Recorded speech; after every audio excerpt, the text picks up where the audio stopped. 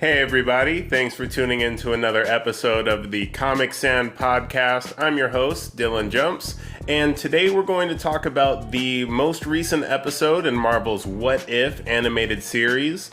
This week's episode was titled, What If Thor Were an Only Child?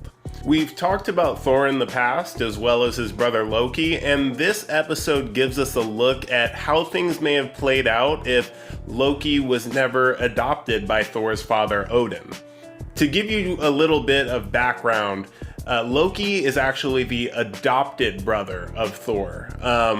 Odin found him on a battlefield where a war was being fought between the Asgardians and the Frost Giants. Loki is actually by birth supposed to have become the prince of the Frost Giants. As you can tell in the movies, that's not how it played out. There's not a lot of background information you need to know for this episode in particular. We have talked about in the past how Loki plotted against Thor in order to get him sent to Earth without any of his powers. But obviously in this episode, none of that happens. But we do get to see kind of how having Loki in Thor's life may have made him a little bit more responsible.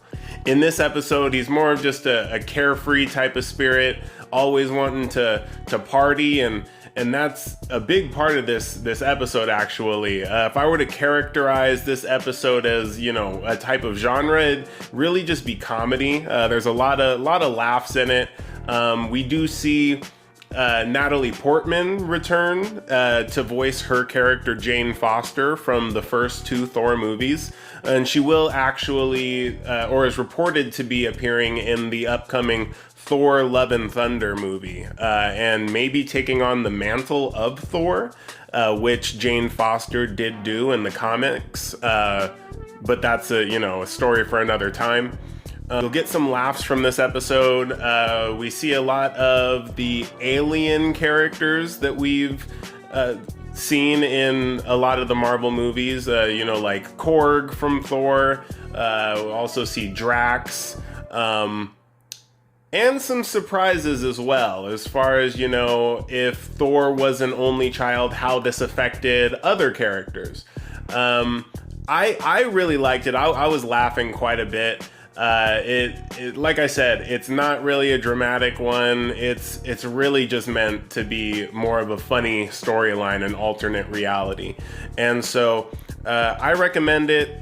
Like I said, really not much more else to say past that.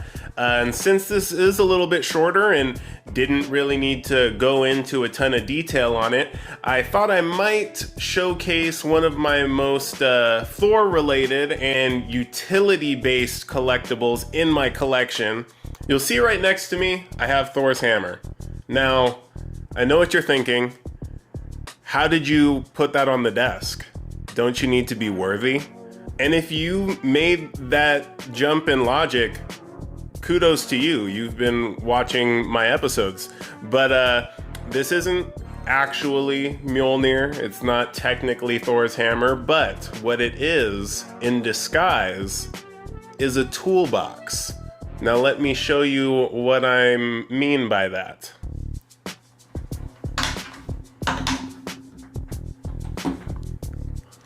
Haha, okay. And the handle is actually a hammer.